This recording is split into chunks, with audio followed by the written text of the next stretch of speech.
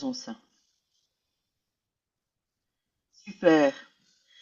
Mais écoute, merci pour ta présence aujourd'hui. Et donc, on va aborder les masterclass ensemble, les masterclass par et pour les coachs. Donc, c'est une initiative qu'on a prise chez Coaching Ways International pour permettre des opportunités de développement pour les coachs, animées par des coachs, dont toi, Adeline. Est-ce que tu serais d'accord de nous partager en quelques mots quel est le sujet que tu vas partager aux coachs? Ouais, merci déjà pour l'invite, Morgane, de parler de ça ensemble, pouvoir expliciter ça. Merci aussi pour le projet, parce que c'est vrai que vous avez posé pas mal de masterclass sur l'année, et je trouve que ça manquait, en tout cas en Belgique, donc c'est chouette d'avoir ça. Effectivement, on était libre sur le choix de la thématique, ce qui était très agréable aussi, et moi j'ai choisi la thématique de l'auto-empathie, qui est finalement une des parts de la enfin une des parties très importantes et pas assez connues de la communication non violente. Et voilà. Bon, alors on a appelé ça de l'ombre à la lumière, l'auto-empathie chez le coach. C'est vrai que c'est un thème qui me parle énormément, qui m'anime énormément, que j'essaie de pratiquer énormément. Pour moi, l'auto-empathie, c'est la capacité à se connecter à ses besoins, à ses ressentis, à ses émotions, et de pouvoir les vivre sans jugement, avec bienveillance et sans tout le temps se taper sur les doigts. Et que, voilà, moi j'ai une phrase qui me revient souvent par rapport à ça, qui est que si on était aussi dur avec quelqu'un de notre entourage qu'on l'est avec nous-mêmes, la personne pourrait porter plainte contre harcèlement. Et c'est une phrase qui, ouais, Oui, c'est une phrase qui me parle aussi. ouais, c'est vraiment une phrase qui m'anime souvent. Et je me dis, oh là là, mais oui, on est un peu notre plus grand tyran, quoi. On montre beaucoup C'est du vrai. doigt les autres, Ok. mais globalement, on est tout le temps sur notre propre dos, quoi. Donc, C'est vrai. En tout cas, dans mon cas, c'est le cas. Et je pense que je ne ouais. suis pas la seule à être dans ce cas-là.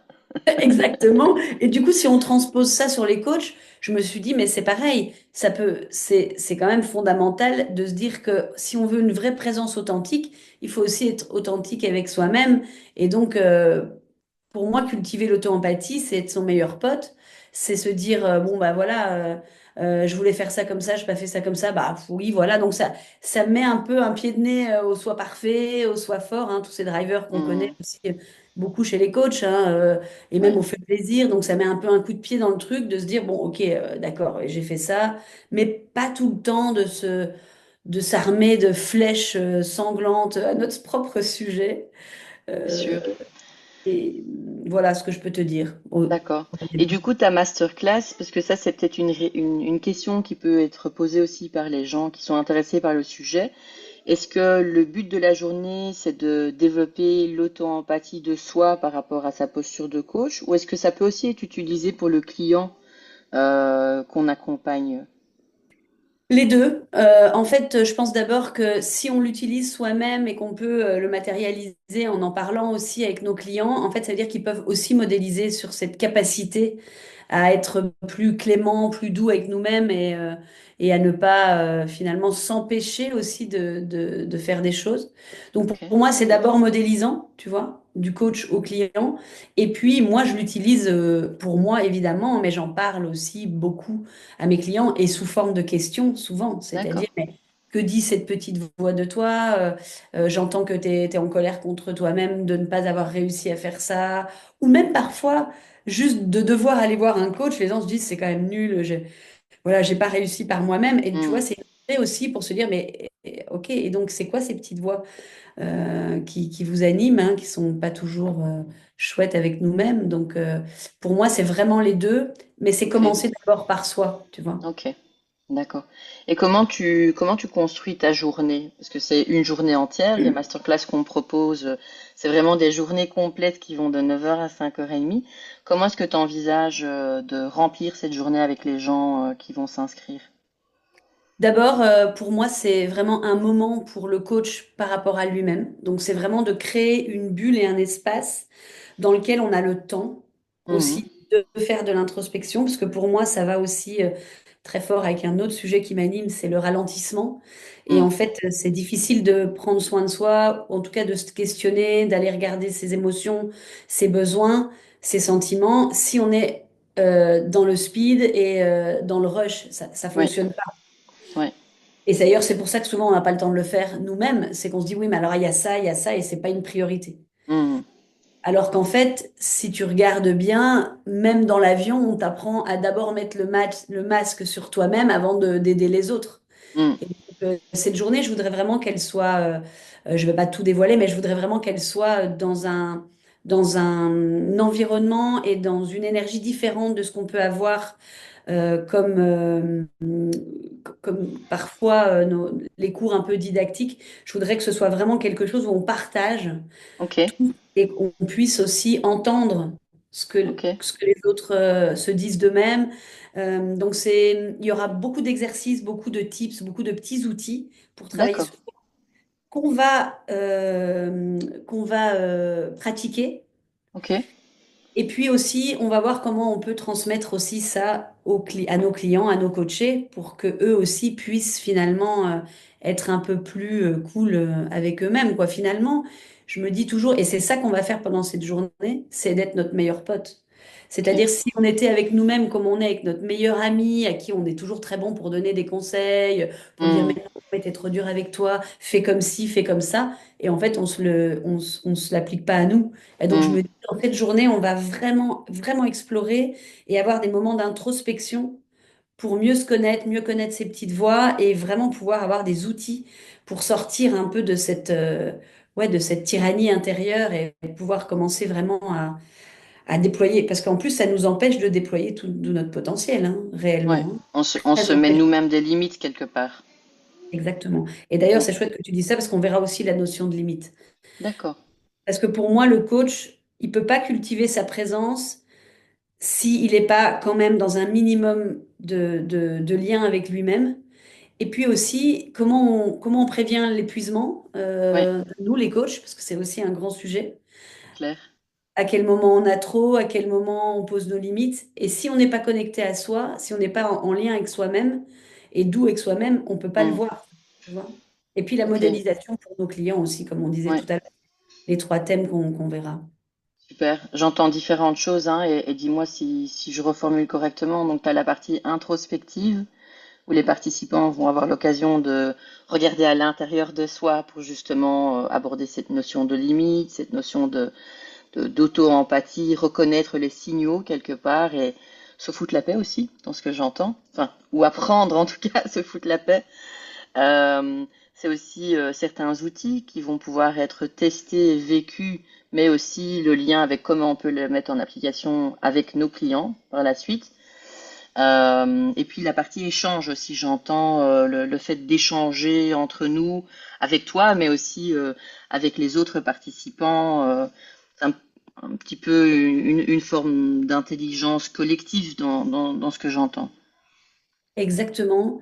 En fait, je pense vraiment qu'on peut être en lien avec l'autre que si on est en lien avec soi, enfin au maximum de ce qu'on peut être en lien avec l'autre si on est plus en lien avec soi, mais en même temps, le lien avec soi, il est utile que si on veut rentrer aussi en connexion et en lien avec l'autre. Et donc on va aussi évidemment beaucoup échanger par deux, par trois, ou avec tout le groupe, en Mm, fait, pour aussi se nourrir de l'autre, hein.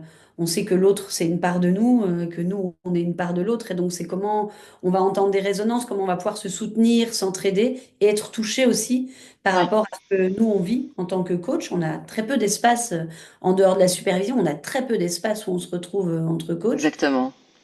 Et ouais, et c'est pour ça que je trouve ces masterclass vraiment très utiles. Ouais.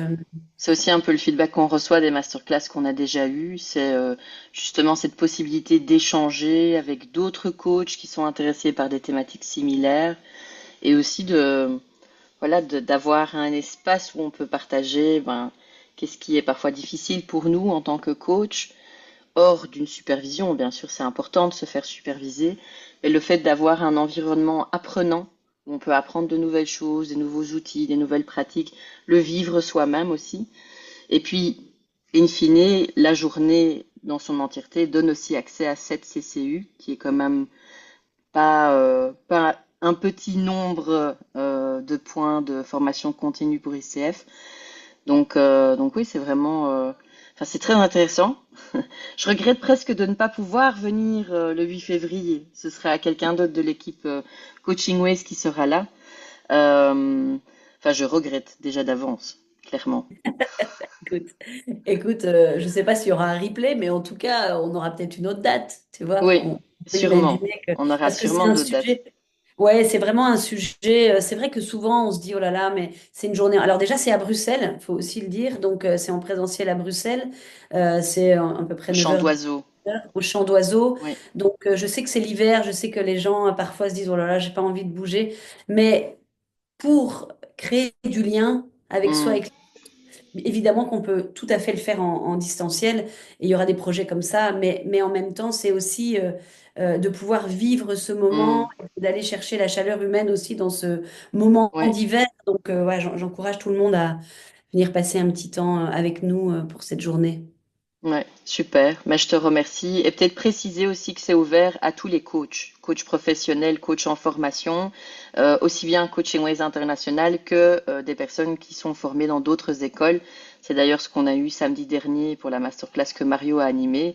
Il y avait des personnes présentes qui étaient coachs, qui n'avaient rien à voir avec Coaching Ways et qui ont trouvé ça un moment ben, justement enrichissant dans le Mm. partage, qui ont pu ressortir avec des éléments relevant par rapport à la thématique qui a été abordée. Donc, c'est sûr que c'est quelque chose, voilà, c'est passionnant d'apprendre.